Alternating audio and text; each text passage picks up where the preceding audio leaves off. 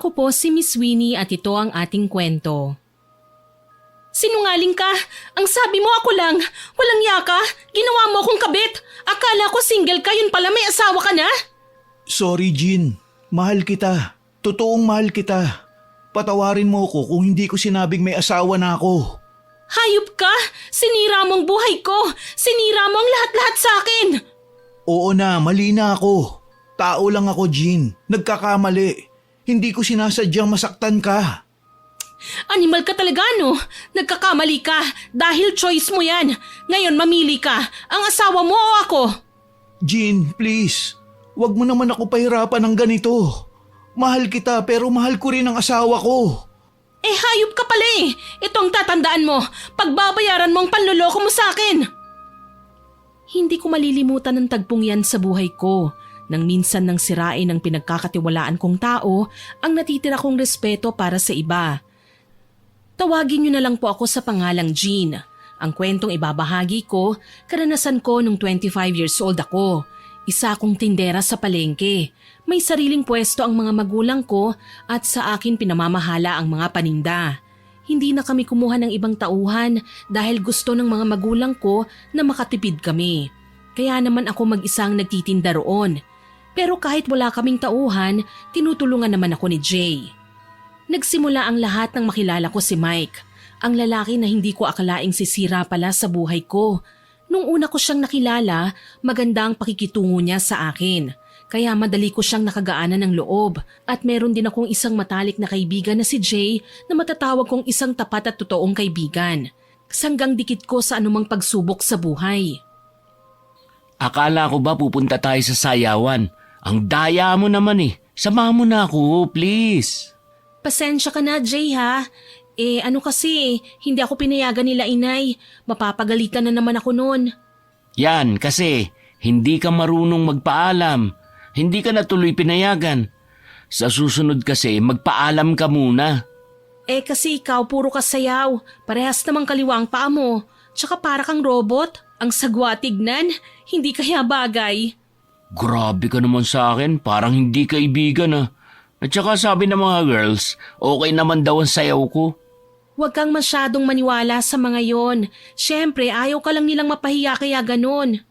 Ang sama mo talaga sa akin, no? Hindi, joke lang. Masyado ka kasing nagpapadala sa sinabi ko eh. Bahala ka na nga. Hindi na kita ililibre ng isaw.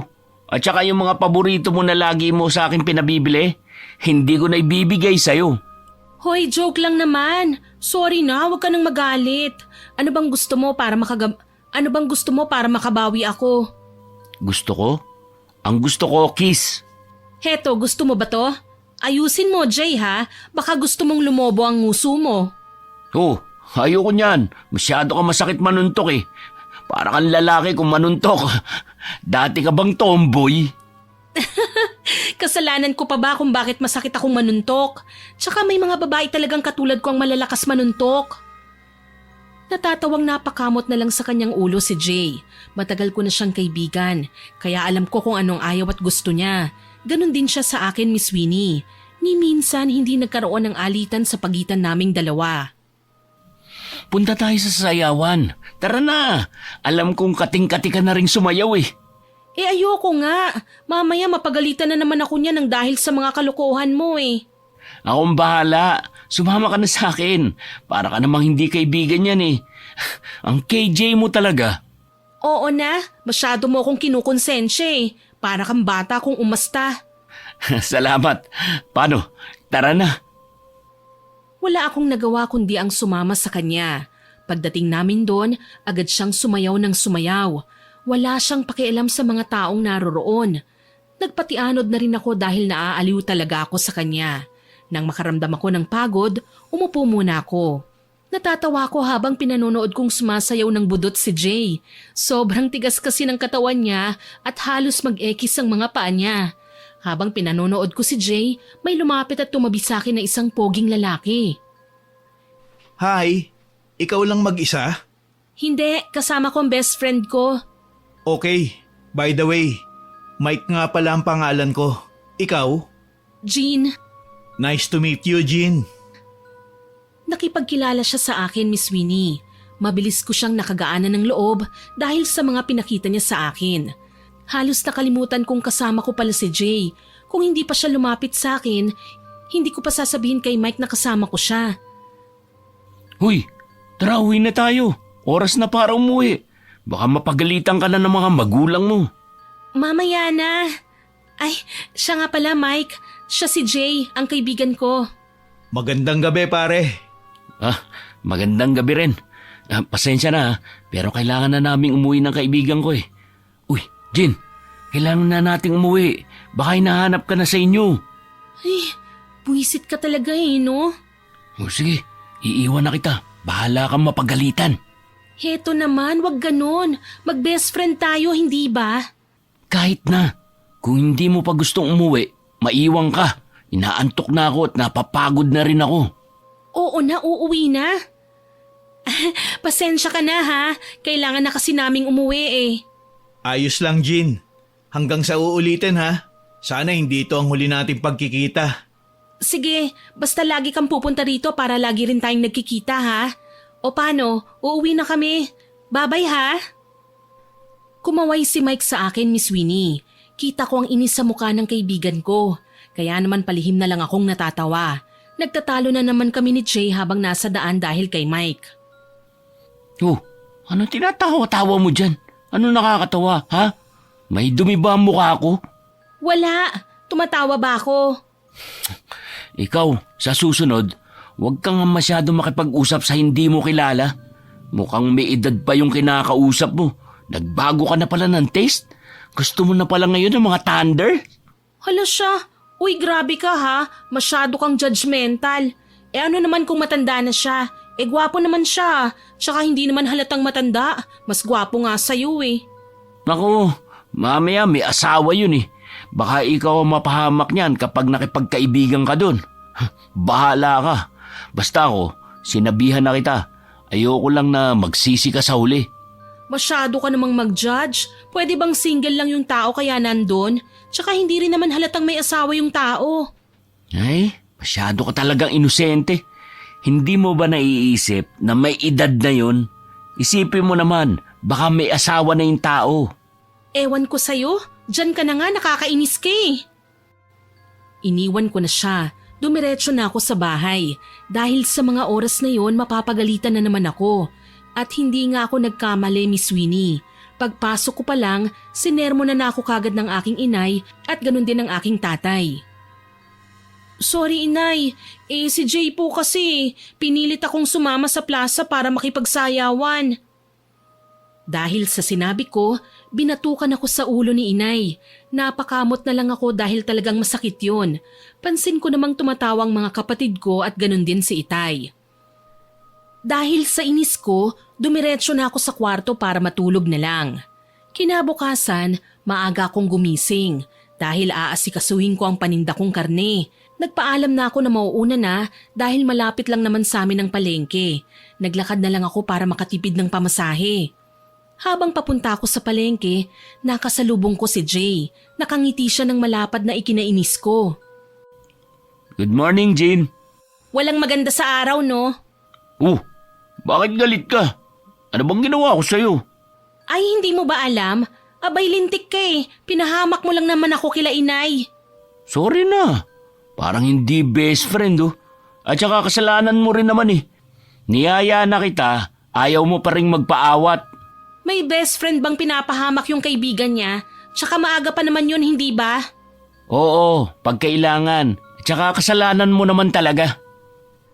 Dahil sa sinagot niya sa akin, bigla ko na lamang siyang kinutongan sa ulo na agad naman niyang kinamot. Kaya naman palihim akong natawa. Aray, grabe ka naman sa akin. Parang hindi kaibigan ang turing mo sa akin yan eh.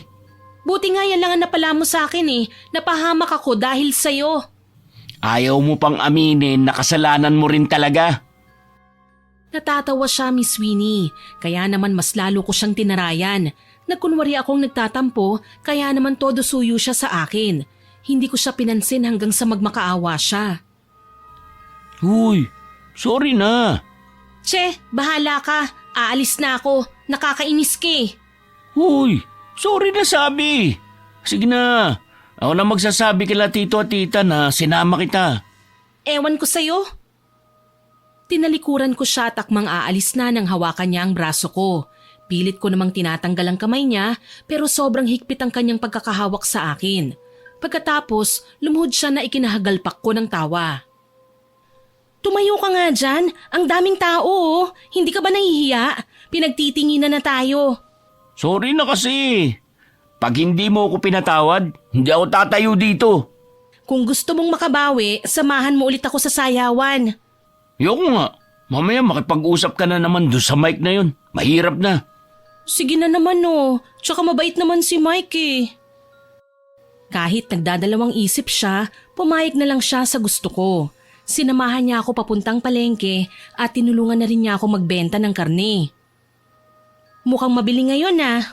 Siyempre, nandito ako eh. Alam mo naman, kapag artistahin, talagang habulin.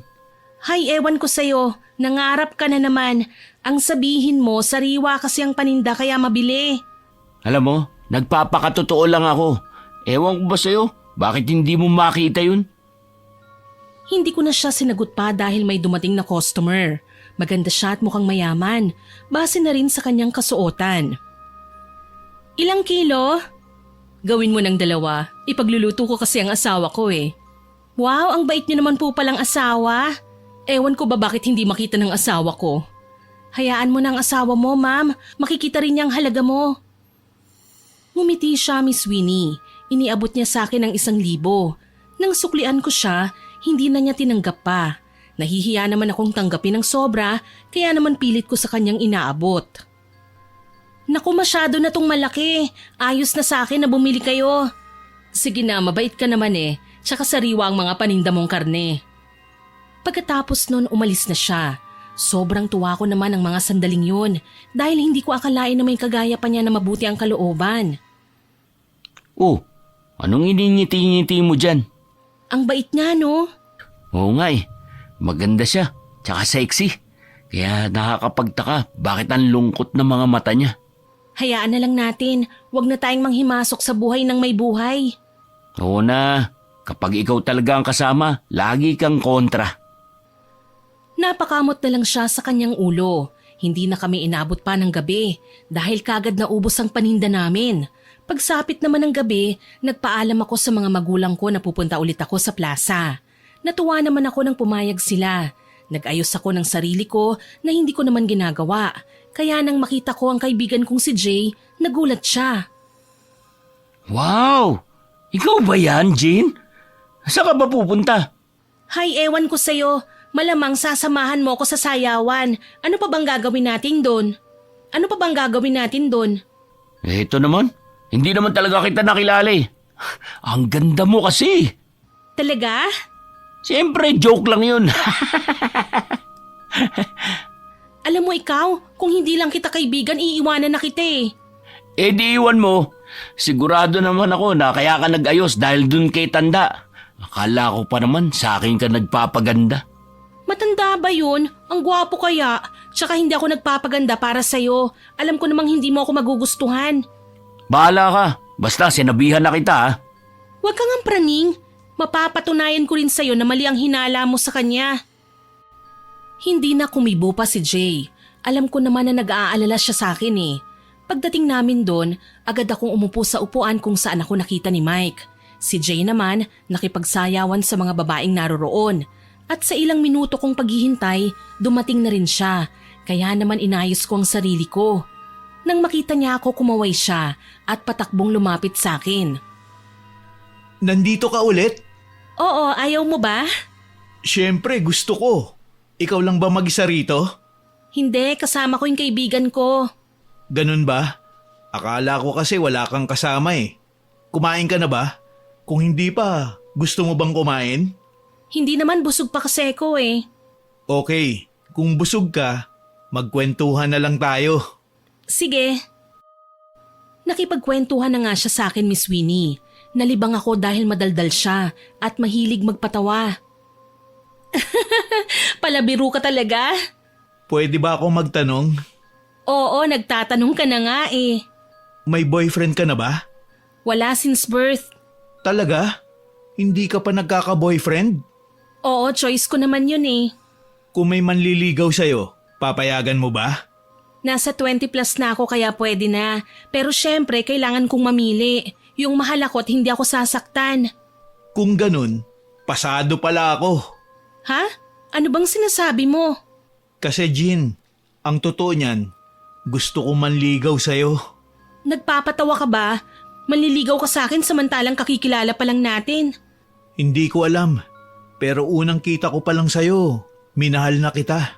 Hala siya, totoo ba yan? Pangalawang kita pa lang natin ah. Masyado bang mabilis? Alam kong doon din kasi mapupunta eh.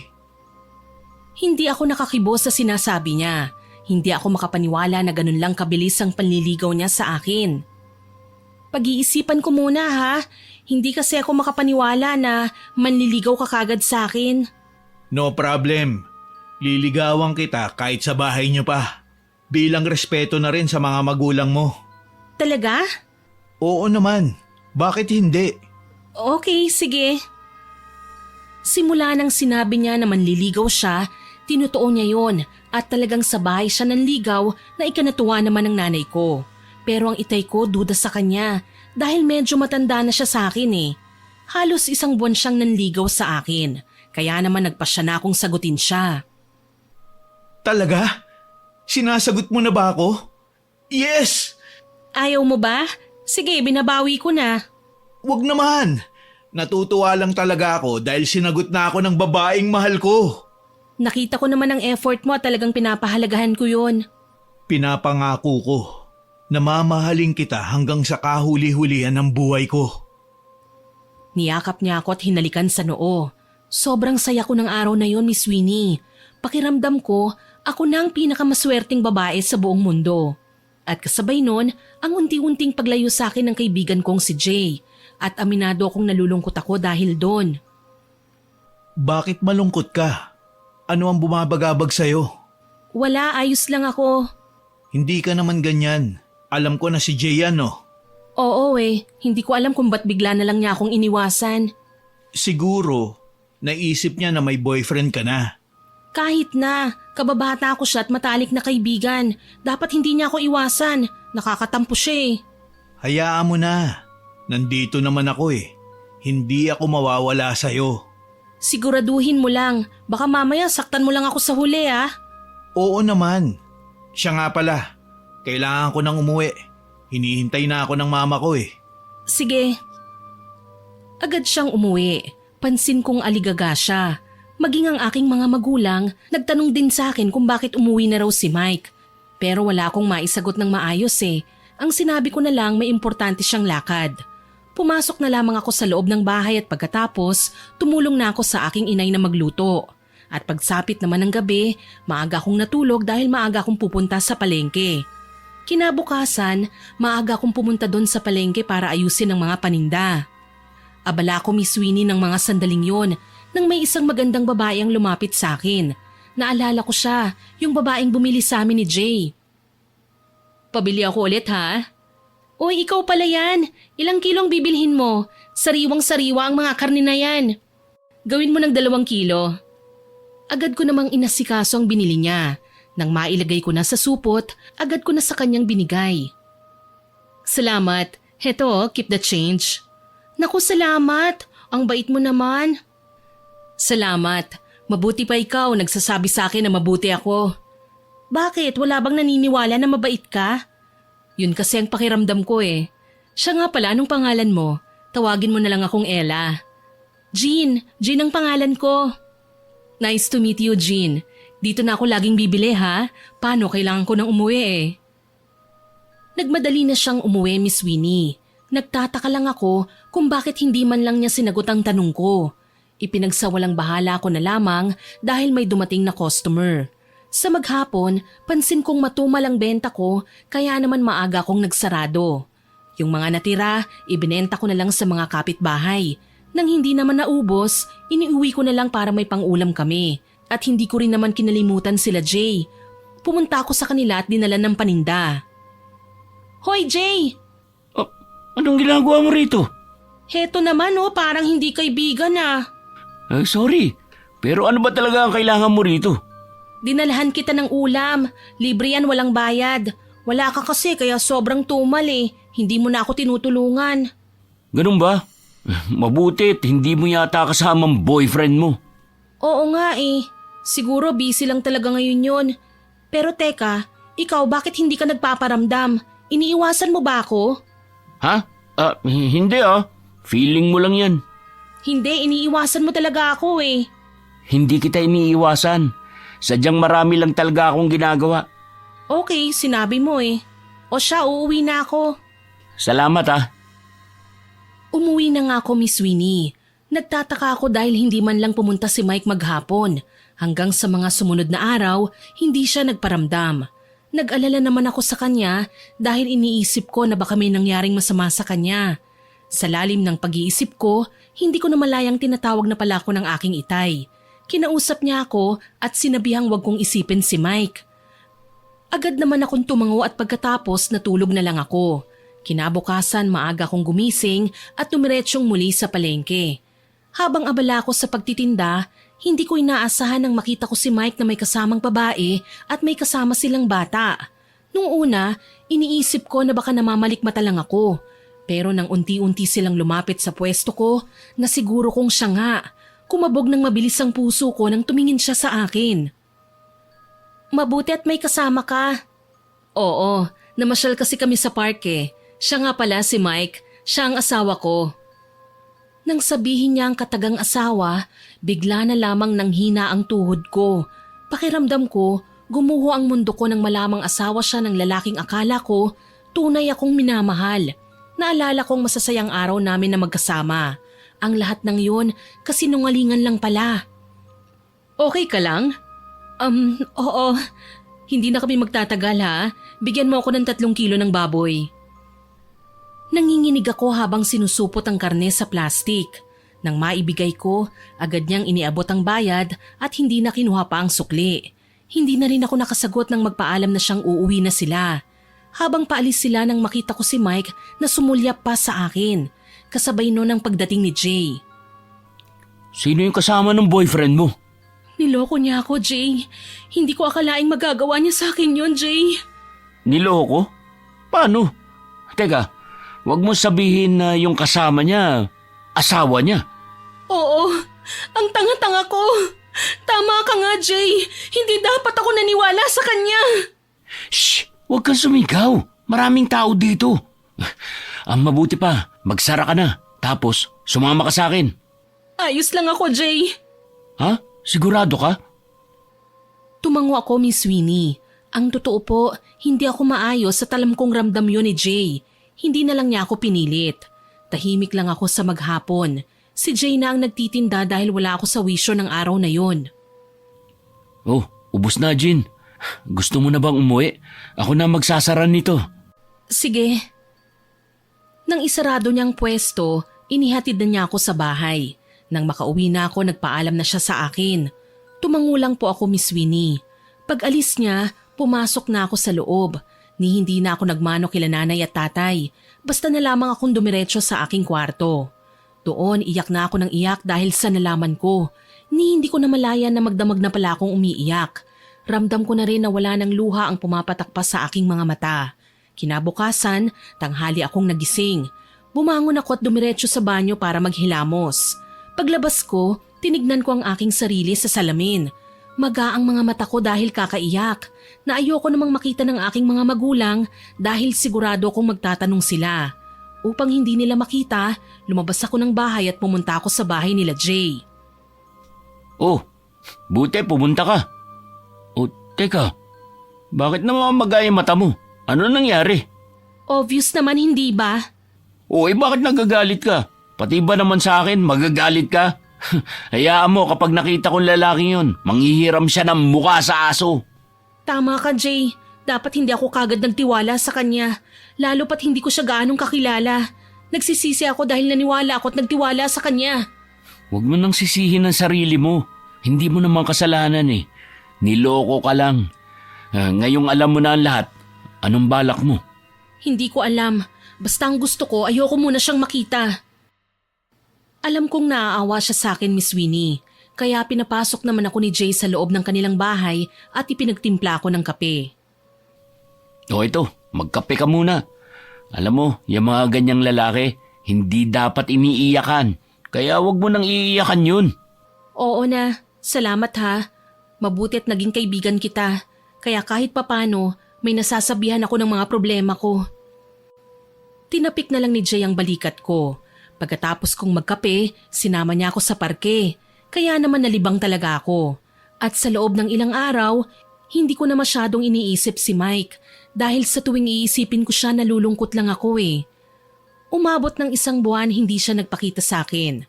Akala ko Miss Winnie hindi na talaga siya magpapakita sa akin, pero nagkamali ako. Isang araw nun habang ako'y pauwi galing sa palengke, nang makita ko si Mike na nag-aabang pala sa akin. Lalagpasan ko na sana siya nang hawakan niyang braso ko. Jean, pwede ba tayong mag-usap? Bitiwan mo nga ako. Tsaka ano bang pag-uusapan natin? Malinaw na ang lahat na niloko mo ko. Ginawa mo akong kabit. Hindi kita ginawang kabit, Jean. Wala na kami. Oo, hindi ko sinabing may pamilya na ako dahil natatakot ako. Natatakot ako na baka iwasan mo ko. Pero Jean, wala na kami ni Ella. Matagal na. Yung nakita mo, para na lang sa bata yun. Kahit anong paliwanag mo, hindi na ako maniniwala. Dahil ang katotohanan, niloko mo lang ako. Hayop ka. Kung hindi ko pa nakita, hindi ko pa malalaman na niloloko mo ako. Jean, pakiusap naman oh.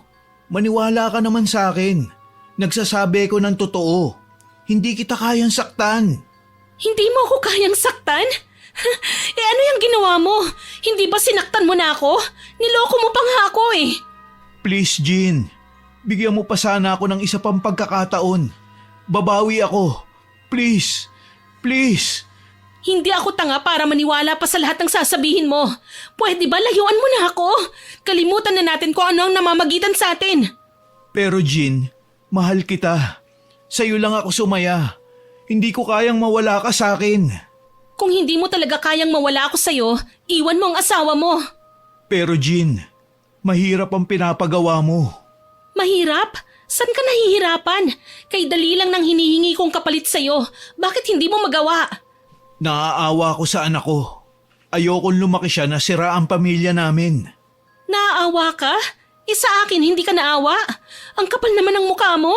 Pwede ba wag na tayong mag-usap? Aalis na sana ako nang hawakan niyang muli ang braso ko.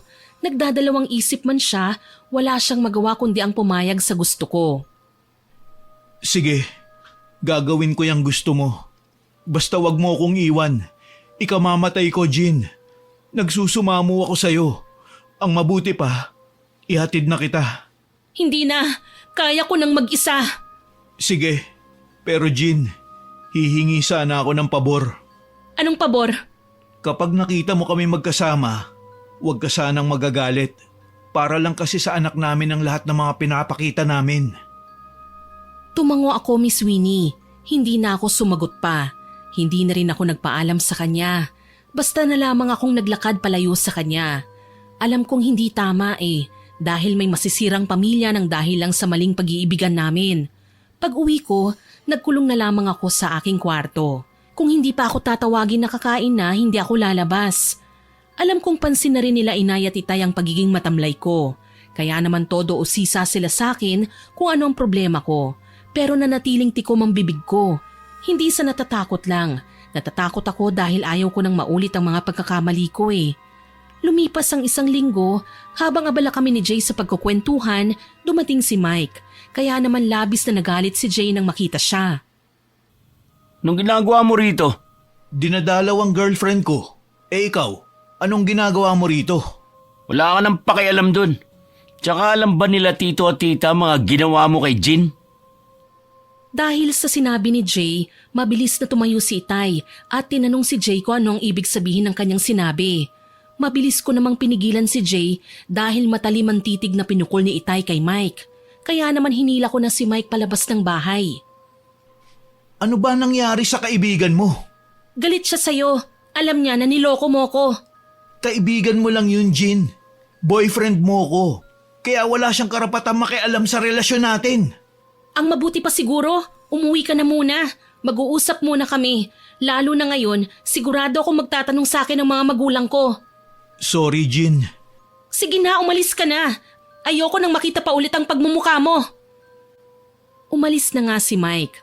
Kabado naman akong pumasok sa bahay. Naroon si Jay tahimik na nakaupo. Si itay ko naman lumapit sa akin at nagulat ako nang sampalin niya ako. Nagulat ang aking inay at ganun din si Jay. Noon ko lang nakitang nagalit sa akin ang itay ko, Miss Winnie. Pinapalayo niya ako kay Mike dahil nalaman na niya na ginawa lang pala akong kabit ni Mike.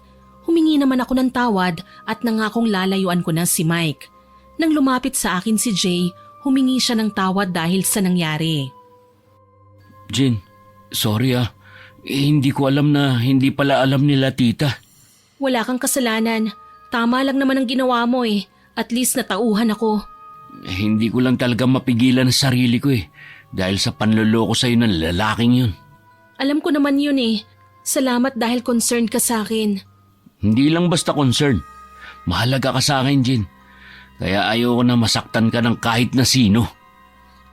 Yumakap sa akin si Jay. Pakiramdam ko gumaan ang pakiramdam ko nang yakapin ako ni Jay. Nang kumalas siya, nagpaalam na siya na uuwi na. Lumipas ang 1 linggo, Miss Winnie. Hindi pa rin ako kinakausap ng aking itay. Alam kong galit pa rin siya sa akin, kaya naman hindi ko na pinilit pa. Habang abala ko sa pagtitinda sa palengke, muli kong nakita si Mike. Lumapit siya sa akin at may iniabot na kumpol ng 1 bulaklak. Kaya naman pinagtitinginan kami. Anong ginagawa mo rito? Ano bang klaseng tanong yan? Siyempre, dinadalaw kita. Pwede ba umalis ka na? Huwag mo akong ipahiya sa mga tao rito. Tsaka baka makita ka ng asawa mo. Ayoko ng gulo hanggat maaari. Huwag kang matakot. Hayaan mo lang sila. Alam mo kapag nakita ka ni Jay, sigurado akong masasapak ka niya. Hindi ako natatakot sa kanya. Wala silang magagawa kung gusto kong puntahan ng girlfriend ko. Habang pilit niyang inaabot sa akin ang bulaklak nang makita ko ang isang pamilyar na figura sa likuran ni Mike. Nanlaki ang mga mata ko. Si Ella pala yun. Halos gapangan ng kaba ang buong pagkatao ko. Hayop ka! Akala ko nagbago ka na. Hindi pa pala. Han, mag-e-explain ako. Huwag ka nang mag-explain. Narinig ko ng lahat. At ikaw babae, akala ko mabuti ka. Hindi pala. Wala na bang ibang lalaki sa mundo, ha? Nagkakamali ka, Ella. Wala akong kasalanan. Biktima lang din ako ng panluloko ng magaling mong asawa. Kaya pwede ba tantanan niyo ako? Ayoko na ng gulo. Ayaw mo ng gulo? Sino ang niloko mo? Sabihin mo sa akin, kailan nagsimula ang relasyon niyo? Sabihin mo, pinangakuan ka rin ba niya, ha? Ano bang pinagsasasabi mo? Tama na, Han. Huwag dito. Bakit nahihiya ka? So kinakahiya mo pa ngayon ang pagiging babaero mo? At ikaw, akala mo ikaw lang ang babae niya? Alam mo bang ginagawa niyang kabit ang mga babaeng matitipuhan niya? At pag nakuha na niya ang gusto niya, iniiwan na niya na parang isang basura at isa ka na ron. Tama na, Han. Dahil sa sinabi ni Ella, lumapit ako kay Mike at sinampal siya ng sinampal. Wala na akong pakialam sa mga taong naroroon. Basta ang gusto ko lang, ilabas lahat ang galit ko kay Mike. Jean, mahal kita. Huwag ka maniwala sa asawa ko. Hindi totoo ang mga sinabi niya. Kung totoo man yung sinasabi mo, patunayan mo. Hiwalayin mo siya ngayon din. Di ba nag-usap na tayo tungkol dyan? Hindi ko siya pwedeng hiwalayan ng basta-basta. Nakita mo na? Hindi niya ako kayang hiwalayan. Dahil ang totoo akong mahal niya at ako lang ang babaeng para sa kanya. Umalis na kayo at huwag na kayong babalik rito. Iyak ako ng iyak at pilit na pinaalis sila. Pero hindi sila nakikinig. Dahil sa galit ko, kinuha ko ang isang balde na may lamang maruming tubig at agad kong sinaboy kina Mike at Ella. Yak! Hindi pa ba kayo aalis? Hindi lang yan ang mararanasan nyo. Inis na umalis silang dalawa. Pilit ko namang pinakalma ang sarili ko. Pansin ko rin na pinagtitinginan ako ng mga tao sa palengke. Kaya naman maaga akong nagsara at umuwi sa bahay. Hindi ko na pinaalam pa sa mga magulang ko ang nangyari dahil sigurado akong muli na namang magagalit ang aking tatay. Ilang araw akong hindi lumabas ng bahay dahil sa kahihiyan na naranasan ko sa palengke. Hindi ako nagtinda at hindi ko rin tinangkang lumabas dahil pakiramdam ko wala na akong mukha pang maihaharap sa mga tao. Kung di pa ako puntahan ni Jay, hindi ako lalabas. Kumusta ka na, Jean? Nabalitaan ko yung nangyari. Ang bilis ng chismis, ano? Ang kahihiyan na yan, mabilis ding lilipas yan. Kaya huwag kang magmukmuk. Wala kang kasalanan. Biktima ka lang. Hindi naman ako sa ibang tao nahihiya eh. Sa mga magulang ko, Jay. Hindi ko mapigil ang hindi mapahikbi nang maisip ko ang magiging reaksyon nila kapag nalaman nila ang nangyari sa palengke. Mababait sila. Alam kong hindi ka nila ikahihiya. Sila ang lubos na nakakakilala sa'yo. Kaya alam kong naiintindihan ka nila. Ayoko nang maging tanga at maniwala sa mga tao sa paligid ko. Pati ba sa akin, hindi ka magtitiwala? Siyempre iba ka. Kilalang kilala kita. Para na nga kitang tunay na kapatid eh. Huwag kang mag-alala. Tutulungan kita para makalimutan mo ang lalaking yun. Paano? Basta, Ginawa nga niyang sinabi niya na tutulungan niya akong makalimutan si Mike. Walang araw na hindi niya ako pinapasaya tulad ng una kong malaman na kabit lang pala ako ni Mike. Kaya sobra-sobrang pasasalamat ko sa kaibigan kong si Jay. Salamat Jay ha. para saan? Dahil pinapasaya mo ko. Ano bang gusto mo? Para naman makabawi ako sa'yo. Gusto ko? Wag muna ngayon. Masyado pang malabo ang lahat eh. Gusto ko muna makalaya ka dyan sa sitwasyon mo bago ko sabihin sa'yo. Hindi na ako kumibo, Miss Winnie. Pakiramdam ko, may gusto siyang sabihin sa akin eh. Pero hindi niya magawa dahil sa karanasan ko kay Mike. Jay, kung ano man niyang gusto mong sabihin, makikinig ako. Kaibigan mo ako kaya huwag kang mahiya na magsabi. Hindi siya kumibo. Ayaw niyang magsalita kaya hindi ko na yun pinilit pa. Maya-maya pa, ngumiti siya at niyaya niya akong makipagsayawan. Gusto kong bumalik tayo sa dati. Yung wala kang problema. Yung tayo lang dalawa magkasama. Yung walang ibang lalaki sa buhay mo, kundi ako lang. Alam mo, tama ka. Dapat na nga tayong bumalik sa dati. Lalo na ako. Kalimutan na ang dapat kalimutan. Wala namang silbihan sa buhay ko eh. Nagtawanan kaming dalawa ni Jay. Kinagabihan nga, nakipagsayawan kaming dalawa. Naalala ko yung masasaya naming alaala nung hindi ko pa nakikilalang lalaking sumira sa buhay ko. Kaya laking pasasalamat ko dahil nandyan sa tabi ko si Jay. Lumipas ang ilang linggo. Akala ko ayos ng lahat dahil hindi na nagpakita pa sa akin si Ella o si Mike. Pero ang lahat pala akala ko lang. Isang umaga noon, nagising ako dahil sa ingay sa labas. Akala ko sa kapitbahay. Pero nang sumigaw ang nasa labas, mabilis akong bumangon at patakbong lumabas ng bahay. Laking gulat ko nang makita si Ella. Naghuhurimentado siya dahilan ng pagkukumpulan ng mga tao sa labas. Lumabas kang hayop ka! Magtuos tayong dalawa rito! Lumabas ka kundi sisirain ko to! Ano bang ginagawa mo rito? Paano mo nalaman kung saan ako nakatira? Pwede ba tigilan mo na ako? Hindi mahalaga kung saan ko nalaman ang pipitsuging bahay nyo. Ilabas mo ang asawa ko. Alam kong tinatago mo siya, malandi ka. Ipakukulong ko kayo kapag hindi mo siya binalik sa akin. Hoy, eto lang ang sasabihin ko sa'yo ah. Hindi ko tinatago ang asawa mo. Tsaka mas lalong hindi ko siya balak itago. Isaksak mo pa sa baga mo. Sinungaling ka? Alam kong nagtatago siya dyan. Mike, lumabas ka dyan. Ilabas mo ang asawa ko, impakta ka. Sigaw lang siya ng sigaw at kinakalampag niya ang gate. Mas lalong dumami ang mga tsismosa kaya naman sobrang nahihiya na ako sa mga oras na yun. Lumabas na rin ang aking itay at pilit na pinakakalma si Ella. Alam niyo ba kung anong pinaggagawa ng anak niyo? Kinabit niya lang naman ang asawa ko. Wala bang ibang lalaki sa mundo para kumabit siya sa may asawa na? Ako nang nakikiusap sa'yo, Ella. Wala dito ang asawa mo at mas lalong wala akong balak na itago siya. Kaya pwede ba lubayan niyo na ako? Ang asawa mo ang nanira sa buhay ko. Hindi kita lulubayan dahil sa'yo nasira ang pagsasama namin.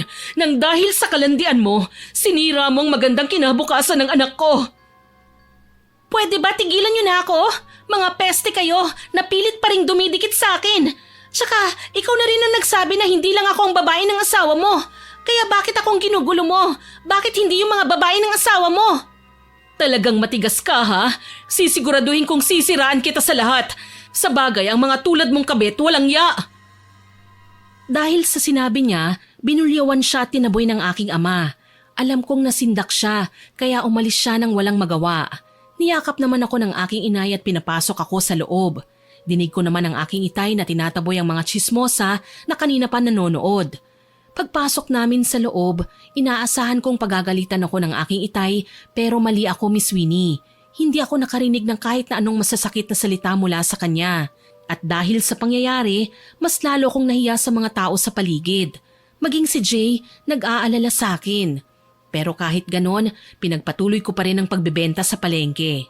Mabuti na lang kasama ko si Jay, kaya kahit papano, nakakapagbenta pa rin ako ng maayos. Pag naubos to, ihatid na kita. Tumango ako, nang maubos na agad kaming nagligpit. Habang nagliligpit naman kami, dumating si Mike. Lumapit siya sa akin at nakiusap na kausapin ko siya. Jean, pwede ba tayong mag-usap? Kahit saglit lang, gusto ko magpaliwanag. Nang makita siya ni Jay, bigla na lamang siyang sinugod at pinagsusuntok. Halos pumutok ang labi ni Mike sa lakas ng pagkakasuntok ni Jay. Hayop ka! Ang lakas ng loob mong magpakita kay Jean! Sinira mo ang buhay niya, nilagay mo siya sa kahihiyan! Tama na! Magpaawat naman kayo! Ano ginagawa mo rito? Ha? Sumagot ka kung ayaw mong pasabugin ko yung mukha mo! Kakausapin ko lang si Jean. Hayaan mo ako, pare. Usapang magkasintahan to. Huwag kang makialam. Para ano? Para paasahin mo na naman siya sa wala? Hindi na ako papayag. Hindi ko nahahayaang saktan mo ang kaibigan ko. Sige, hayaan mo siya, Jay. Tama lang na makausap ko siya para matigil na ang kahibangan niya. Agad naman siyang tinigilan ni Jay. Hinayaan ko siyang magsalita ng magsalita. Humingi siya sa akin ng tawad at sinabi pa niya na ako lang ang mahal niya sa lahat ng mga babaeng naging kalaguyo niya. Huwag ka nang magpaloko ulit. Nakita mo na nangyari, Jean. Kahihiyan lang ang dala niya sa buhay mo. Tama si Jay. Hindi na dapat ako maniwala pa sa mga kasinungalingan mo. Nang dahil sa'yo nasira ang reputasyon ng pamilya ko. Isa kang dakilang sinungaling at manluloko. Kaya pwede ba tigilan mo na ako? Ayokong maging isang kabit lang. Di ba nangako ako sa'yo na iiwan ko siya? Maniwala ka naman sa akin. Pangako, iiwan ko siya at magsasama tayo na walang sagabal. Handa akong ibigay ang lahat ng gusto mo. Huwag ka lang mawala sa akin. Huwag mong bilugin ang ulo ng kaibigan ko. Tama na yung minsan mo na siyang sinaktan. Hindi ko nahahayaang masaktan mo siya ulit. Oo, sinaktan ko siya. Pero totoong minamahal ko siya. Tsaka huwag ka makialam. Ano ka ba niya, ha? Kung talagang mahal mo ako, patunayan mo. Tsaka wala ka nang pakialam kung makialam si Jay. Alam niyang makakabuti para sa akin. Tumango si Mike, Miss Winnie. Pagkatapos niyakap niya ako. Nang kumalas siya sa pagkakayakap sa akin, hinawakan niya ang mukha ko. Patutunayan ko sa'yo na totoo ang lahat ng sinabi ko. Hindi ko hahayaang mawala ka sa akin dahil tunay kitang minamahal. Pangako, gagawin ko ang gusto mo at patutunayan ko yun sa'yo. Huwag puro salita, Mike. Gawin mo sa gawa. Mahirap maniwala sa pangakong napapako naman. Tumango siya at pagkatapos umalis na siya. Alam kong naiinis si Jay pero wala siyang magawa kundi ang tumahimik na lang. Simula ng araw na yon pinanghahawakan ko ang kanyang pangako. Naniwala at umasa ako na gagawin niyang lahat para sa akin. Mike, hanggang kailan ba tayo ganito? Akala ko ba iiwanan mo na si Ella? Bigyan mo pa ako ng konting panahon. Sa ngayon, iniisip ko kung paano ko sasabihin sa kanya. Lintik na panahon yan. Hanggang kailan, Mike? Hanggang kailan mo ko paaasahin? Huwag ka nang mangako, ayoko nang marinig pa. Gagawin ko naman, Jean. Pero kapag nakikita ko ang anak ko na masayang buo kami, naduduwag ako. Kaya sana bigyan mo pa ako ng mahabang oras para pag-isipan yun. So ano, balak mo kong paasahin sa wala? Leche ka? Naging kabit ako, hindi ko gusto yun. Nagpakatanga ako at pinanghahawakan ko yung lecheng pangako mo na yan. Konting tiis na lang, Jean. Pangako, iiwan ko na siya. Hindi na bago sa akin ang pangakong napako naman. Pinagbigyan ko siya hanggang sa tumagal ang relasyon namin ng isa pang buwan. Pinaglaban ko siya sa pamilya ko, kaya naman itinakwil ako ng aking itay. Pinalayas nila ako sa bahay, doon ako pansamantalang tumira kay Jay. Jean, hanggang kailan ka ba magbubulag-bulagan? Hindi ka ba napapagod sa mga panloloko sa'yo ng lalaking yun? Jay, mahal niya ako. Araw-araw naman niyang pinapakita sa akin yun eh. Kaya wag mo na akong alalahanin pa. Hindi ka ba nagtataka na hanggang ngayon hindi niya pa rin iniiwan ang asawa niya? Jean, hindi ka naman ganyan eh. Isipin mo naman ang sarili mo. Huwag kang mag-alala. Kapag hindi pa rin niya hiniwalayan ng asawa niya, sisiguraduhin kong pagsisisihan niya. Bakit? Anong balak mong gawin? Huwag mo sirain ang buhay mo para sa walang kwentang tao. Ngumiti lang ako, Miss Winnie. Hindi ko na pinakinggan pa ang iba pang sinabi ni Jay. Alam kong concerned lang siya sa akin, kaya ganun na lamang siyang magpayo sa akin. Upang makaiwas, nagpaalam ako sa kanya na pupunta akong plaza para maglibang. Nang makarating ako ron, umupo ako sa upuan at doon pinagmasdan ng mga masasayang mag-anak at magkasintahan na sobrang sweet sa isa't isa. Ay, buti pa sila. Buo ang pamilya at malaya ang relasyon. Samantalang ako, ay, buhay talaga oo. Pag dinapuan ka talaga ng kamalasan. Sabi ko habang malungkot kong tinititigan ang sweet na magkasintahan. Inilibot ko pa ang paningin ko sa paligid at nakita ko si Mike kasama niya si Ella at ang anak nila. Labis na gumuho ang mundo ko sa mga oras na yon. Hindi ko na malayang umaagos na pala ang luha sa mga mata ko. Lalo na nang makita kong sobrang saya nila. Tumayo ako at umuwi na lang sa bahay nila Jay. Pagdating ko doon, naabutan kong abala si Jay sa pagsisibak ng kahoy. Oh, mabuti umuwi ka na. Oh, teka, umiiyak ka ba? Hindi napuwing lang ako. Naglinis kasi ako kanina eh. Hindi ko na malayang napuwing pala ako. Huwag ka nang magsinungaling. Sabi mo, ano nangyari? Sobrang tanga ko. Jay, hindi na ako nadala. Umasa pa rin ako sa wala. Akala ko totoo ang lahat ng pinapakita niya sa akin, hindi pala. Nagbulag-bulagan ako sa walang kwentang tao na sumisira lang pala sa pagkatao ko. Yung boyfriend mo na naman yan, no? Wala naman akong ibang pwedeng ipayo sa'yo eh. Pero kung kailangan mo ng tulong ko, nandito lang ako. Nakita ko silang sobrang saya. Tama ng kalokohang ito, Jay. Tulungan mo akong makaganti sa ginawa niya sa akin para wala na siyang ibang babaeng masaktan. Sige, tutulungan kita. May kilala akong tutulong sa atin. Sigurado akong magtatanda yung manloloko mong nobyo. Sino? Sabihin mo sa akin. Si Chang Inday. Siya ang makakatulong sa problema mo. Marami siyang paraan para makaganti sa mga taong abusado. Paano niya ako matutulungan? Sa pamamagitan ng kulam. Yun ang isa sa mga paraan na alam kong makakaganti ka. Kulam? Teka, hindi ba yan yung black magic na ginagamit ng mga mangkukulam para bigyan ng matinding karamdaman ang may mga atraso? Pero bakit kulam ang igaganti natin kay Mike? Hindi ba siya mamamatay dyan? Huwag kang mag-alala. Kulam lang ang gagawin sa kanya. Bibigyan lang natin siya ng leksyon para hindi na umulit at para magsisi siya sa lahat ng ginawa niya sa'yo. Natatakot man ako sa kung ano ang magiging resulta, pero magtitiwala ako sa kaibigan ko na hindi ganun katindi ang parusa na ibibigay kay Mike. Nang araw ring yon, pinuntahan nga namin si Aling Inday sa kabilang bayan. Pagdating namin doon, agad kaming inasikaso ni Aling Inday. Ano ang ginagawa niyo rito? May kailangan ba kayo? Opo, Chang Inday. Makikiusap po ako sa inyo na sana tulungan niyo ang kaibigan ko. Anong klaseng tulong ba ang gusto niyo? May gusto po akong ipakulam, yung taong may malaking atraso sa akin. Ipakulam sa anong dahilan? Malaki ba ang kasalanan ng taong yun sa'yo? Opo, Chang. Malaki po ang atraso sa kanya dahil paulit-ulit po siyang niloko at ginawang kabit. At ngayon, ginugulo siya ng asawa ng lalaki. Kung ganon, may dahilan ka nga para ipakulam ang taong yan. Pero bago tayo magsimula, may gamit ka ba niya na maaari nating magamit para sa pangungulam? Litrato lang po naming dalawa. Pwede po ba yon? Wala na po kasing ibang gamit sa akin ng lalaking yun eh. O sige, punitin mo ang litrato niyong dalawa. Kailangan lang natin yung litrato niya. Sinunod ko nga ang sinabi ni Aling Inday. Pinunit ko nga sa gitna ang litrato at pagkatapos iniabot ko sa kanyang kaputol kung saan ang mukha lang ni Mike ang nasa larawan. Sumama kayo sa akin. Hindi tayo pwede rito. Sumama nga kami sa kanya. Pumunta kami sa likod ng kanyang bahay at sa likod may isang kubo at doon kami pumasok. Nakahanda ka na ba? Kailangan buo ang loob mo para magtagumpay ang kulam. Dahil kung hindi buo ang loob mo, mababaliwala ang lahat. Opo, buong buo po ang loob ko. Ang gusto ko po, makaganti sa mga pinaggagawa niya sa akin. Tumango si Aling Inday. Ako naman umupo sa tabi ni Jay. Pinagmasdan ko ang paligid.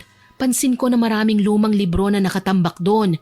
Kaya naman hindi ko maiwasang hindi magtanong kay Jay. Bakit ang daming tambak na libro ng tiyahin mo?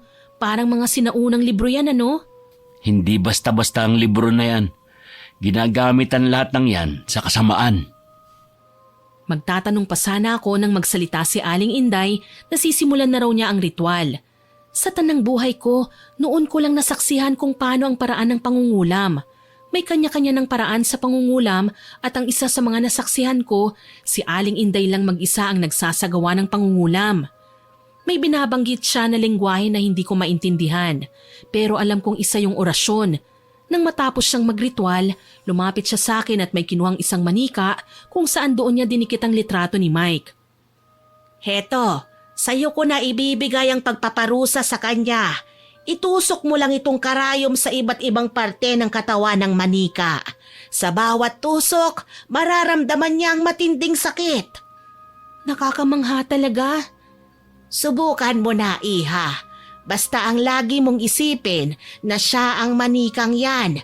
Ilabas mo ang lahat ng galit mo sa kanya. Sinunod ko nga ang sinabi ni Aling Inday. Inilabas ko nga ang galit ko sa manika at iniisip na si Mike ang manikang yun. Itinusok ko sa iba't ibang parte ng katawan ng manika.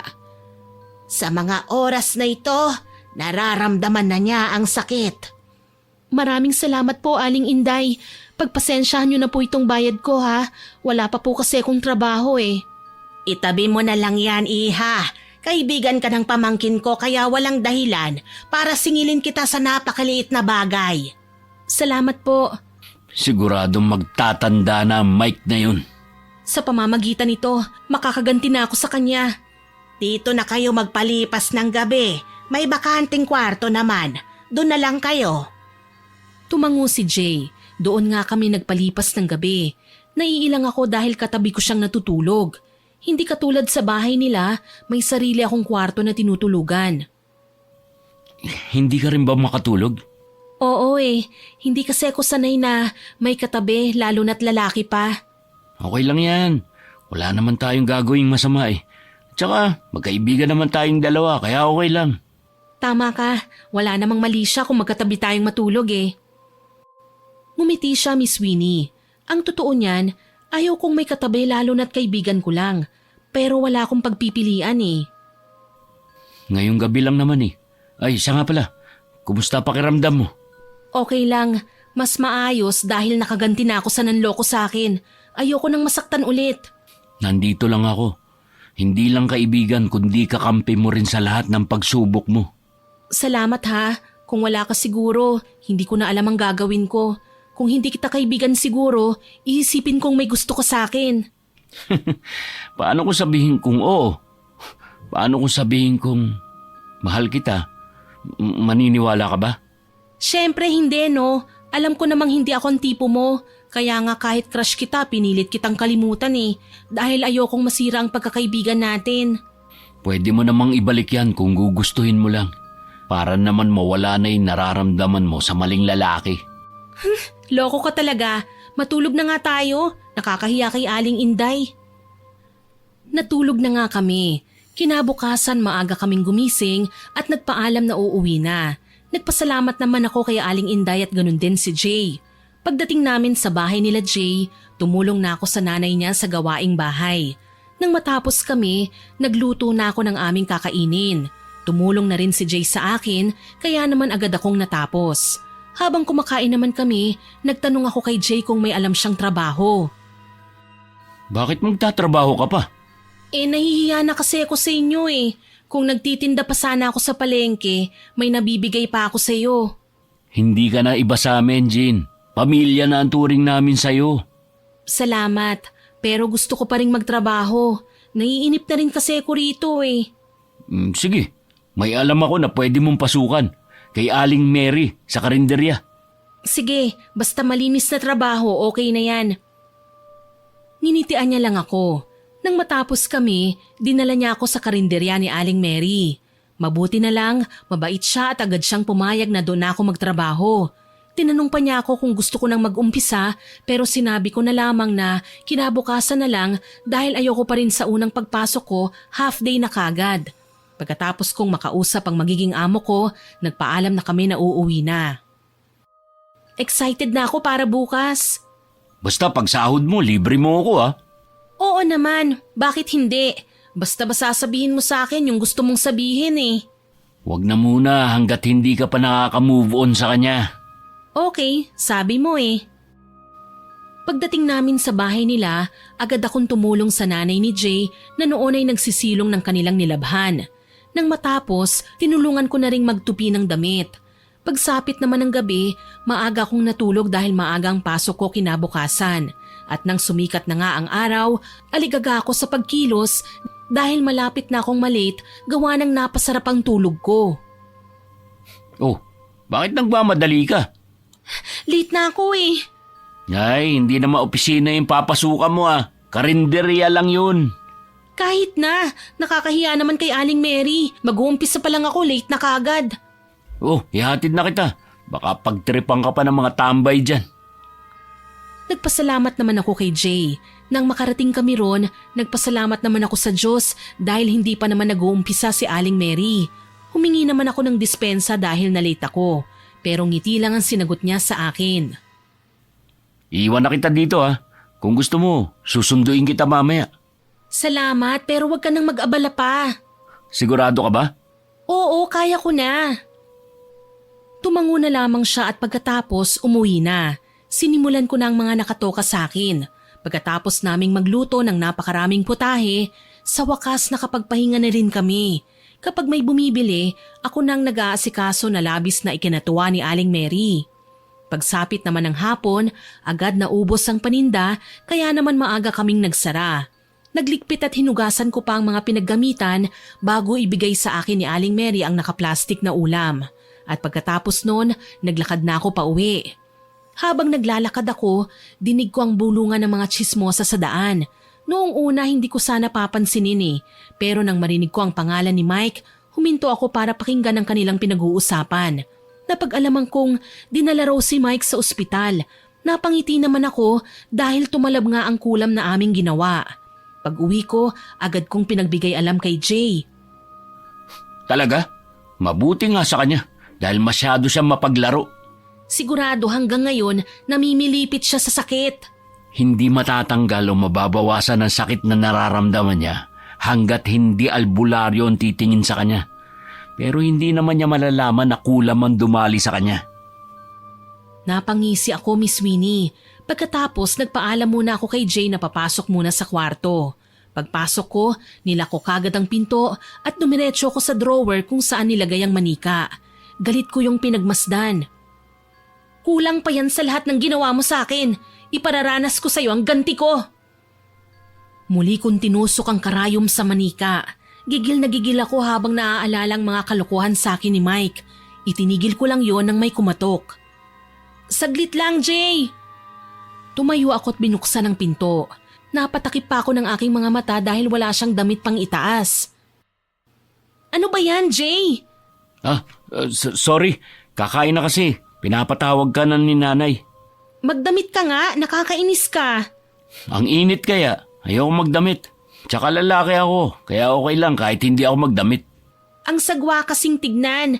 Tsaka nakakahiya kapag nakita ka ng nanay mo na ganyan. Baka ano pang isipin sa atin.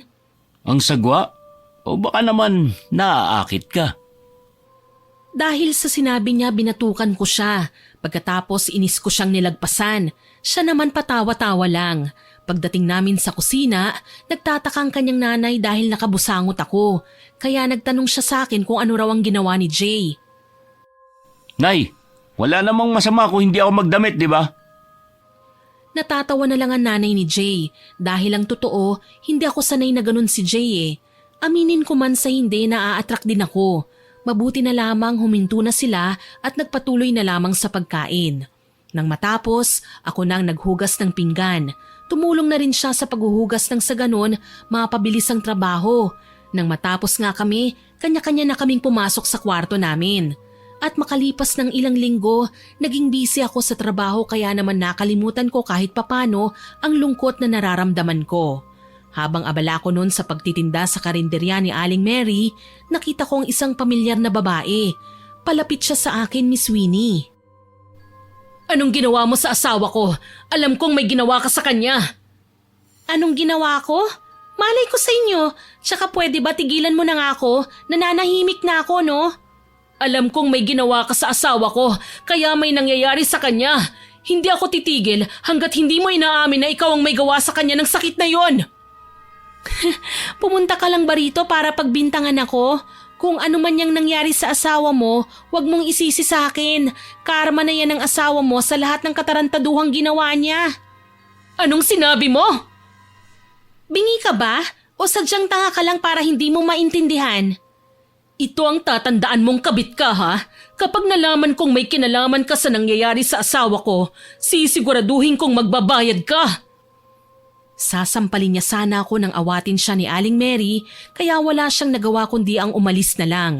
Kinakabahan ako sa mga oras na yun dahil sa takot na baka alam na niya ang ginawa ko kay Mike. Pansin ko namang nag-aalala sa akin si Aling Mary, kaya naman inabutan niya ako ng inumin at sinabing umuwi na raw muna ako para makapagpahinga. Pag-uwi ko, nagulat si Jay kung bakit umuwi ako ng maaga. Sinabi ko naman ang nangyari at labis siyang nagalit kay Ella. Hayop palang babaeng yun eh. Asawa na nga niya nakaatraso sa'yo, tapos siya pagalit? Wala naman akong magagawa kung nagagalit siya sa akin eh. Tsaka bagay lang naman talaga sa asawa niya yun eh. Ang pinag-aalala ko, baka dun siya manggugulo sa karinderya ni Aling Mary. Natatakot akong mawalan ng trabaho nang dahil lang sa babaeng yun. Huwag ka matakot. Kilala ko si Aling Mary. Hindi ka niya kayang tanggalin. At saka, wala ka namang ginagawang masama eh. Kaya walang dahilan para tanggalin ka niya. Sana nga. Nagpatuloy pa nga ang panggugulo sa akin ni Ella. Kaya naman humingi na ng tulong sa barangay si Aling Mary para hindi na makalapit si Ella sa akin. Nagpasalamat naman ako dahil hindi na ako ginugulo pa ni Ella. Kaya ilang linggo rin siyang nananahimik. Isang araw noon, pauwi ako galing trabaho nang makita ko si Ella na nakaabang sa daanan. Akala mo ba tapos na ako sa yung babae ka? Hindi kita titigilan hanggat hindi ko na igaganti ang asawa ko. Hindi ka pa ba napapagod?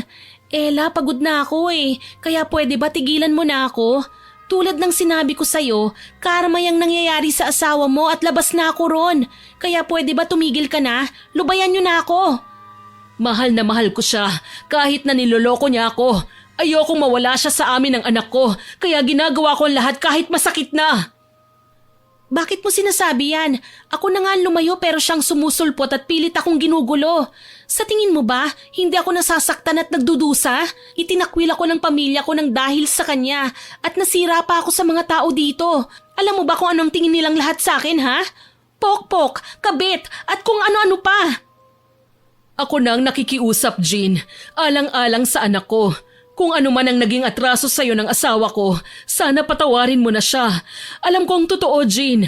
Humingi ako ng tulong sa albularyo at sinabing pinakulam ang asawa ko. At alam kong ikaw lang ang gagawa noon. Dahil sa lahat ng babaeng naging kabit niya, ikaw lang ang naiiba. Wala akong sasabihin o aaminin sa'yo.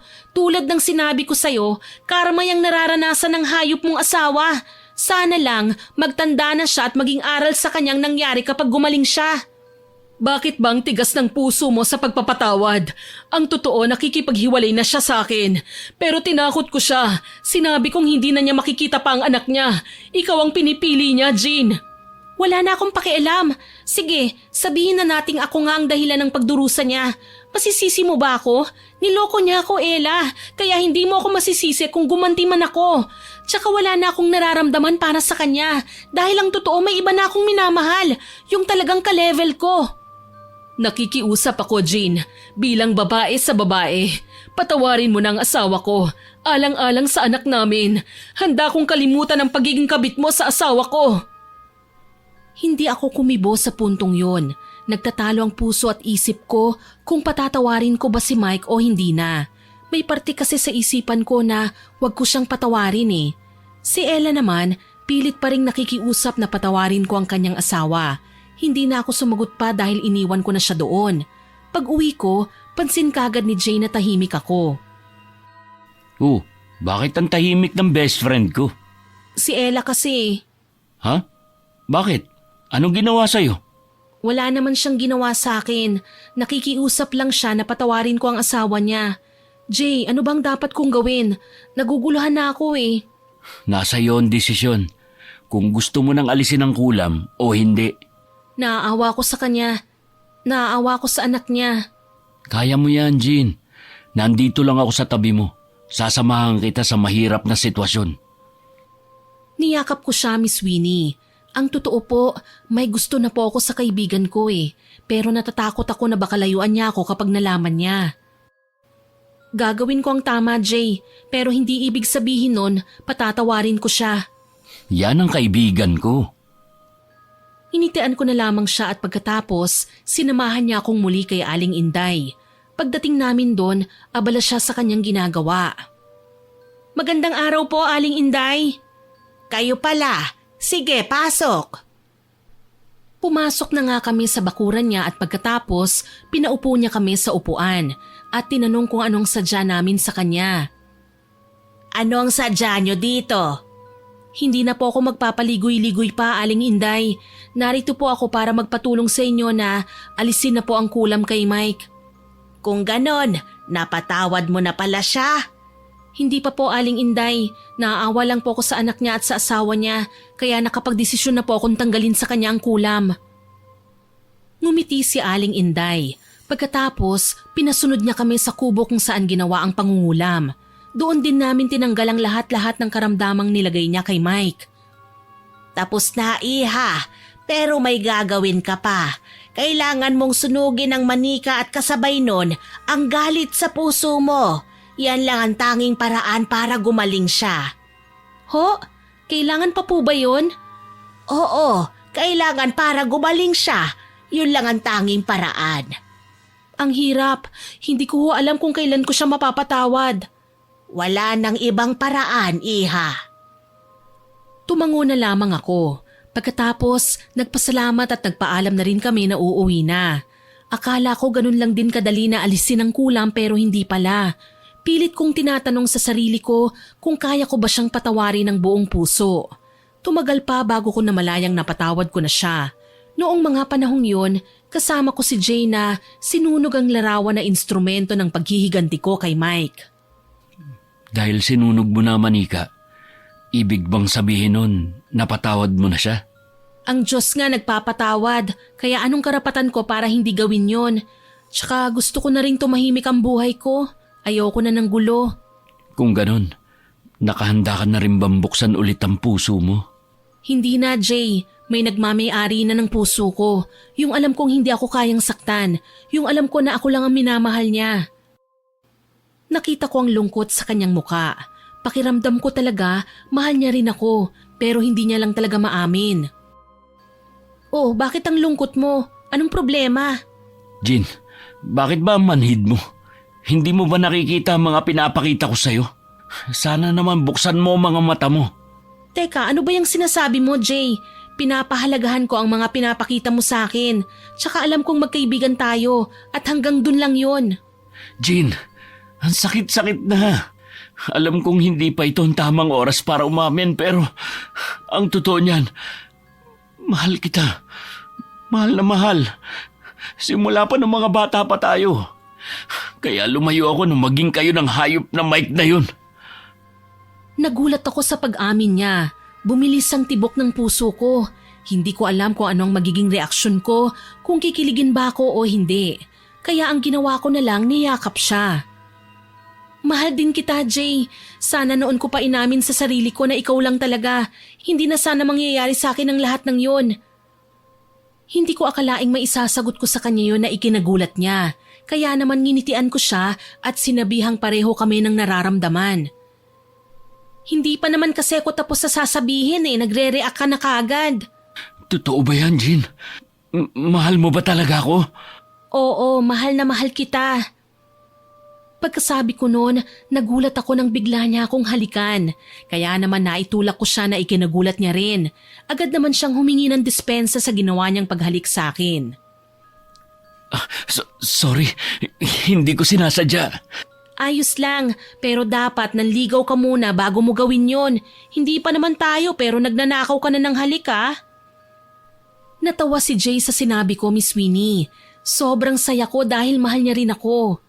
Lumipas ang ilang buwang panliligaw sa akin ni Jay, sa wakas sinagot ko na rin siya. Kay Mike naman, hindi ko alam ang balita tungkol sa kanya kung nakalabas na ba siya ng ospital o buhay pa o patay. Basta wala na akong pakialam sa paasang lalaking yon. Sa mga magulang ko naman, humingi ako ng tawad sa kanila. Di nagtagal, muli akong bumalik sa kanila na labis namang ikinatuwa lalo na ng aking itay. Jean, mahal, may naghahanap sa'yo sa labas. Sino? Mabuti pa, lumabas ka na lang. Nagtataka man ako, lumabas na lamang ako at nakita ko si Ella kasama ang kanyang anak. Kaya naman nagmamadali akong pumunta sa gate para pagbuksan sila.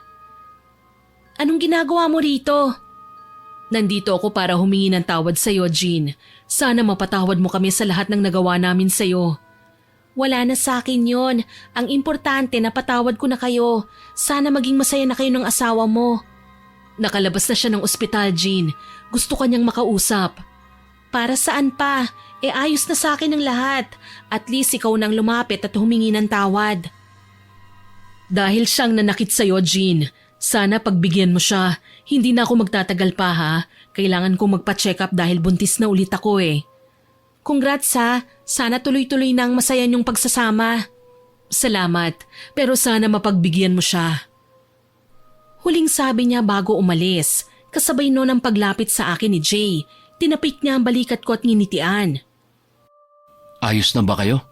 Humingi siya sa akin ng tawad at sinabi niyang gusto kong makausap ng asawa niya. Sana daw pagbigyan ko. Bakit hindi mo pagbigyan? Wala namang masama kung makikipag-usap ka. Sigurado ka? Hindi ka magagalit? Bakit naman ako magagalit sa babaeng alam kong mahal ako? Tsaka lubos kitang pinagkakatiwalaan. Kaya huwag mong alalahanin ang nararamdaman ko. Natawa ako, Miss Winnie. Pagkatapos binatukan ko siya. Nagtaka man siya sa ginawa ko sa huli, tumawa na rin siya. Dumating na nga ang araw. Nakipagkita na nga ako sa kanya. Kaba ang nararamdaman ko ng mga oras na yon, lalo na nang umupo siya sa harap ko. Jean, I'm sorry sa lahat ng maling nagawa ko sa'yo. Okay na sa akin yon. Basta magbago ka na, lalo na ngayong magkakaanak na kayo ulit. Tama ka. Sorry talaga. Kaya alam kong tama lang sa akin ang mga naranasan ko. Salamat sa'yo dahil natauhan na ako sa lahat ng mga kalokohang pinagagagawa ko sa'yo at sa pamilya ko. Laging sa huli naman ang pagsisisi eh. Hindi naman yun naging una. Ang mahalaga, pinagsisihan mo ang pagkakamali mo at sana wag ka nang umulit. Kailangan kong bumawi sa pamilya ko. Lalong-lalo na sa asawa ko. Paano? Sana ito ng huling pagkikita natin ha. At sana mahalin mo ng asawa mo dahil labis kanyang minamahal. So ayaw mo na pala akong makita? Sayang, kukunin pa naman sana kitang ninang ng anak ko. Kung papayag si Ella. Natawa na lang siya. Pagkatapos naming mag-usap at magkapatawaran ng personal, gumaan ang pakiramdam ko. Nagpaalam na siya na uuwi na at ganun din ako. Pag-uwi ko sa bahay, nagtataka ako kung bakit wala ang aking mga magulang. Inakala ko pa noon na may pinuntahan sila. Pero nang pumasok ako sa kwarto, nabigla na lamang ako sa isang sorpresa. Napaiyak ako, Miss Winnie. Nakaluhod si Jay at may hawak na singsing. Jean, alam ko nagulat ka. Gusto na kita makasama. Aalagaan kita at hindi kita sasaktan. Ikaw ang babaeng sa tingin ko habang buhay kong makakasama, Jean. Will you marry me? Teka, sandali lang. Hindi ako makapaniwala. Totoo ba talaga to? Hindi ba ako nananaginip? Mahal kita, Jean. Naghihintay ako sa sagot mo. Nakangiting sabi niya sa akin at naghihintay din ng aking mga magulang sa sagot ko kaya naman huminga ako ng malalim. Oo, pumapayag akong makasal sa'yo. Sobrang saya ni Jay habang sinusuot ang singsing sa akin. Pagkatapos niyakap niya ako ng mahigpit. Sigurado na ako sa kanya dahil alam kong tunay niya akong minamahal. Sobrang saya rin ng mga magulang ko ng araw na yon. 1 buwan nga ang makalipas, nagpakasal na nga kami. Ngayong kasal na tayo, ayoko na magtrabaho ka. Simula ngayon, ako na magtatrabaho para sa atin. Salamat sa lahat, Jay. Sa kabila ng lahat, minahal mo pa rin ako. Minahal kita dahil sa kabutihan mo. Alam ko namang hindi mo kagustuhan ang mga nangyari sa'yo. At saka, kalimutan mo na yun. Ang mga masasalimuot na karanasan, dapat nang kalimutan. Tama ka, pero sana walang magbago ha. Oo naman, walang magbabago. Mahal kita. Mas mahal na mahal kita. Niyakap ko siya, Miss Winnie. Ilang taon nga ang lumipas at wala ngang nagbago sa amin ni Jay. Hindi na rin ako nagtrabaho dahil ang gusto ni Jay, sa bahay na lamang ako. Nalungkot naman si Aling Mary nang magpaalam ako sa kanya na hindi na ako magtatrabaho pa. 2 taon ang lumipas, naging maayos din ang aming pamumuhay, lalo na nang magkaanak kami ng isang napakagandang sanggol na babae. Pero nagkaroon ng malaking pagsubok sa amin nang mamatay ang nanay niya. At sa awa ng Diyos, nalagpasan namin yun ng magkasama. Ang mga magulang ko naman, sobrang tanda na at ako na ang nag-aalaga sa kanila. Jean, salamat dahil hindi ka bumitaw nung nawawala ako sa sarili ko. Siyempre mag-asawa tayo. Walang pagsubok na hindi makakayanan basta't magkasama tayo. Tulad mo rin ako noon, na bagsak nung panahong nagkaroon ako ng issue. Hindi ba lagi kang nasa tabi ko noon? Kaya ngayon ako naman. Kaya mahal kita eh. Hindi ko pinagsisisiyang ikaw ang minahal at pinakasalan ko. Niyakap ko siya, Miss Winnie. At sa pagkakataong yon, noon ko lang nakitang sumigla ang kanyang mga mata. Nalabis ko namang ikinatuwa. Sa kasalukuyan, nasa edad 50 anyos na ako. Naging ninang naman ako ng anak nila Mike at Ella. Madalas din silang dumalaw sa amin. Ang mga nangyari noon kinalimutan na namin. Wala na rin po ang mga magulang ko. Namatay sila dahil sa katandaan. Ngayon masaya na kami at wala na akong ibang mahihiling pa. At ang pinaka natutunan ko sa mga masamang karanasan ko, huwag basta-basta magtitiwala sa taong hindi mo naman lubusang kakilala. At huwag mo ring hahayaang mahulog ka sa lalaking hindi mo sigurado kung siya ba ay binata o meron ng pamilya. Muli maraming salamat sa iyo, Miss Winnie. Sana po palagi kayong pagpalain ng Panginoon. Sana po ay nagustuhan niyo ang aking ibinahaging kwento. Pero bago ko po tapusin ito, hindi ito makukumpleto nang walang shoutout sa ating mga listeners. Shoutout po kay Fe Molina, kay Minda at sa mga staff ng FM Sportswear, kay Joanna Krampatana na magbe-birthday po ngayong buwan ng March, kay Rose Dabakel, kay Tropical Mamita at kay pabebe girl na si Evelyn Salvador. Shoutout din po sa family Cipriano at kay Jaisel na magbe-birthday po ng April 6. Advance happy birthday po. Malayo pa po yun, ma'am ha. Super advance po ang greetings ko.